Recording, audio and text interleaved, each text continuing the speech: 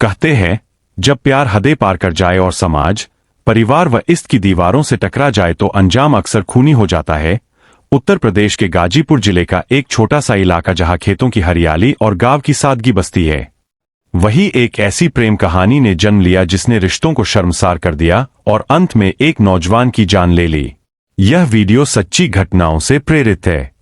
इसका उद्देश्य किसी की भावनाओं को ठेस पहुंचाना नहीं बल्कि समाज में बढ़ते अपराधों के प्रति जागरूकता फैलाना है।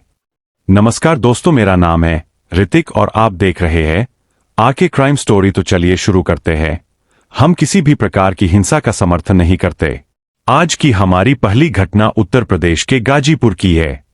बरसात के बाद की उमस भरी सुबह थी। 23 जुलाई 2015 को ताजपुर माझा गांव धीरे धीरे जाग रहा था। खेतों की ओर जाने वाली पगडंडियों पर किसानों की चहल पहल शुरू हो चुकी थी। तभी एक ग्रामीण की नजर सिटू राय के खेत से सटी झाड़ियों पर पड़ी। झाड़ियों के भीतर कुछ असामान्य सा दिखाई दिया, मानो कोई इंसानी आकृति जमीन पर पड़ी हो। ग्रामीण पहले तो ठिठक गया, दिल की धड़कनें तेज हो गई। डर और जिज्ञासा के बीच उसने हिम्मत जुटाई और पास जाकर देखा। झाड़ियों में पड़ा युवक खून से सना हुआ था। शरीर में कोई हरकत नहीं थी। पास से देखने पर साफ हो गया कि उसकी सांसें थम चुकी है। यह समझते ही ग्रामीण के पैरों तले जमीन खिसक गई। वो घबराया हुआ गांव की ओर दौड़ा और जोर जोर से चिल्लाने लगा, खेत के पास झाड़ियों में लाश पड़ी है, झाड़ियों में लाश। उसकी आवाज सुनते ही आसपास खेतों में काम कर रहे लोग दौड़ पड़े। कुछ ही मिनटों में घटनास्थल पर लोगों की भीड़ जमा हो गई। झाड़ियों में पड़ा युवक देखने में लगभग 2025 साल का लग रहा था। उसने नई पट शर्ट और जूते पहन रखे थे, जिससे अंदाजा लगाया जा रहा था कि वह किसी रिश्तेदारी या बाहर से आया होगा, क्योंकि गांव में आमतौर पर नए कपड़े ऐसे मौकों पर ही पहने जाते हैं। युवक का सिर बुरी तरह जख्मी था। सिर से बाहर खून चेहरे और कपड़ों तक फैल चुका था। खून सूख कर काला पड़ गया था, जिससे यह साफ लग रहा था कि मौत कई घंटे पहले हो चुकी थी। भीड़ में तरह तरह की बातें होने लगी। लोग उसे पहचानने की कोशिश कर रहे थे, लेकिन कोई भी उसे अपना या गांव का नहीं बता सका। इसी बीच किसी समझदार यह भी साफ कहा कि इस पूरे मामले में उसके पति की कोई भूमिका नहीं है। यह साजिश और वारदात पूरी तरह उसी और उसकी सास द्वारा अंजाम दी गई थी। अवधेश सिन्हा को शुरू से ही यह बात खटक रही थी। दो औरतें, वह भी ग्रामीण परिवेश की, किसी जवान आदमी की लाश को उठाकर खेतों तक ले जाएं, यह बात तर्क से परे थी। उन्हें पूरा यकीन था कि इस अपराध में किसी मर्द की मौजूदगी जरूर रही होगी। इसी संदेह के आधार पर उन्होंने अपनी टीम को सख्त निर्देश दिए कि जीरा के पति करीमन यादव, जिसे गांव में करिया के नाम से जाना जाता था, और उसके पड़ोसी प्यारेलाल को तुरंत हिरासत में लिया जाए। उधर कहानी की जड़ें गाजीपुर जिले के जमानिया थाना क्षेत्र के राधपुर गांव से जुड़ी थी। यही वह गांव था जहां किसान राम आधार यादव अपने सीमित साधनों में खुशहाल जीवन जीता था। खेत उतने थे कि घर का खर्च आराम से चल सके। राम आधार की इकलौती बेटी जीरा बचपन से ही चंचल थी। कभी खेतों में दौड़ती, कभी सहेलियों के साथ गांव की गलियों में शोर मचाती। पढ़ाई के साथ साथ वो गांव के जीवन में पूरी तरह रमी हुई थी। वक्त कब पंख लगाकर उड़ गया, जीरा को खुद भी पता नहीं चला। बचपन पीछे छूट गया और जवानी ने दस्तक दे दी। इसी दौर में उसकी जिंदगी में एक ऐसा मोड़ आया जिसने आगे चलकर सब कुछ बदल कर रख दिया। उस मोड़ का नाम था कमलेश। कमलेश भी राधोपुर का ही रहने वाला था। उसके पिता रामविलास यादव खेतीबाड़ी करते थे। कमलेश पढ़ाई लिखाई से ज्यादा दोस्ती और मस्ती में यकीन रखता था। गांव की गलियों में दोस्तों के साथ घूमना, फिल्मी गानों की धुन पर खुद को किसी हीरो से कम ना समझना, यही उसकी दुनिया थी। एक दिन वह साइकिल से कस्बे की ओर जा रहा था। रास्ते में सामने से आती एक लड़की पर उसकी नजर ठहर गई। पल भर के लिए जैसे समय थम गया। 19 साल की जीरा, भोली, अलहर और बेहद खूबसूरत कजरारी आंखें, कमर तक लहराते घने बाल और सदी हुई काया। उसकी मुस्कान में अजीब सा आकर्षण था। कमलेश अनायास ही साइकिल धीमी कर बैठा। उसकी नजरें जैसे जीरा के चेहरे से हट ही नहीं पा रही थी। उसे ऐसा लगा मानो दिल अपनी जगह छोड़कर बाहर निकल आया हो। मन ही मन वो बुदबुदाया, इतनी हसीन लड़की मेरे ही गांव में रहती है। और आज तक मेरी नजर नहीं पड़ी। उसकी आंख सुनकर जीरा ठिठक गई। आंखों में हल्की सी शरारत और तीखा सा सवाल लिए उसने कहा, अगर देख लिया होता तो क्या किया?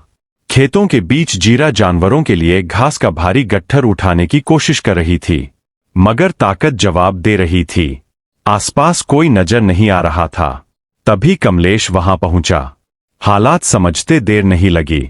अगर कहो तो मदद कर दूं, उसने धीमी आवाज में पूछा। जीरा ने मुस्कान दबाते हुए बनावटी डर दिखाया। नहीं बाबा, तुमसे काम लिया तो बाद में सजा भुगतनी पड़ेगी। सजा? कमलेश हैरान हुआ। किस बात की? मैं सब समझती हूं। जीरा ने आंखें मटकाई। बोझ उठवाओ फिर कहोगे अब जब बाप तुम्हारे घर रिश्ता लेकर आए तो मना मत करना। कमलेश खिलखिला उठा। वो तो तुम्हें वैसे भी कहना ही पड़ेगा। सच बताओ, तुम्हें पहली बार देखा तभी से चैन उड़ गया है। ना दिन सुकून देता है ना रात। जीरा ने सिर झुका लिया। आवाज में संकोच खुल गया। तुमने भी तो दिल पर वही असर किया है। फर्क बस इतना है कि लड़की होकर अपने जज्बात आसानी से कह नहीं पाती। शाम और गहरी हो गई, लेकिन दोनों के बीच खामोशी बोलने लगी थी। नीम के पेड़ की ओट में ठहरी शाम धीरे धीरे गाढ़ी हो रही थी। खेतों से लौटती हवा में घास की महक थी और उसी महक में जीरा की सांसें भी कहीं उलझी हुई थी। कमलेश कुछ कदम दूर खड़ा उसे देख रहा था। वह झुकी निगाहों के साथ गट्ठर संभाल रही थी, जैसे अपने मन को भी उसी में बांध लेना चाहती हो। कमलेश ने आगे बढ़कर उसकी कलाई को हल्के से थाम लिया। स्पर्श में कोई जल्दबाजी नहीं थी, बस भरोसे की गर्मी थी। तुम कुछ कहो ना कहो, उसने धीमे स्वर में कहा, तुम्हारी आंखें सब बता देती है। अगर मैं तुम्हें अपना बनाऊं तो रानी की तरह रखूंगा। मेरे दिल का तख्त तुम्हारा होगा। जीरा ने पल भर को उसकी ओर देखा, फिर नकली सख्ती के साथ भेद सिकोड़ ली। रानी बनने की बात मत करो, वो बोली, पहले ब्याह की बात करो। बिना शादी के किसी की रानी नहीं बनती। कमलेश हंस पड़ा, लेकिन उसकी हंसी में बेचैनी थी। अरे जुबान फिसल गई। उसने तुरंत संभलते हुए कहा, तुम मेरी रानी रहोगी शादी के बाद भी और उससे पहले भी नहीं। जीरा मुस्कुरा उठी, शादी तो तुमसे ही होगी, कोई और मुझे ले जाए ऐसा मैं होने ही नहीं दूंगी। उसकी बात सुनकर कमलेश का संयम टूट गया। उसने जीरा को अपने सीने से लगा लिया। एक क्षण को जीरा भी उसी गर्माहट में ठिठक गई, मन जैसे सब कुछ भूल गया हो। फिर अचानक वो अलग हुई और चारों ओर देखने लगी। यहां कोई नहीं। कमलेश ने अपनी बिखरी सांसों को कहा, लेकिन सही समय आने पर कमलेश ने गहरी सांस ली।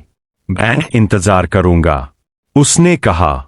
इसके बाद उसने चुपचाप जीरा के हाथ से घास का गट्ठर उठा लिया। बिना कुछ और कहे दोनों अलग अलग दिशाओं में चल पड़े, लेकिन दिलों के रास्ते अब एक ही मोड़ पर टिक चुके थे। गांव की पगडंडियों पर चलते हुए कमलेश को अक्सर ऐसा लगता जैसे उसकी सांसें अब उसकी अपनी नहीं रही। दिन की शुरुआत जीरा की एक झलक की आस में होती और रात उसी उम्मीद में कटती कि अगली सुबह फिर उसे देख पाएगा। उधर जीरा की हालत भी कुछ अलग नहीं थी। जब तक उसकी आंखें कमलेश को खोज ना लेती, उसके हाथ का कौर अधूरा रह जाता। एक ही गांव में रहते हुए भी उनके मिलन के पल चुराए हुए होते। कभी कुएं के मेड़ पर, कभी तालाब के किनारे, तो कभी खेतों की ओट में नजरें मिलती और दिलों का बोझ कुछ हल्का हो जाता। वे जानते थे कि सीमाएं हैं, मगर उन सीमाओं के भीतर भी एक बेचैनी पल रही थी, जो हर बीतते दिन के साथ गहरी होती जा रही थी। उस दिन कमलेश खेत से लौटते वक्त सामान्य से कहीं अधिक देर कर बैठा।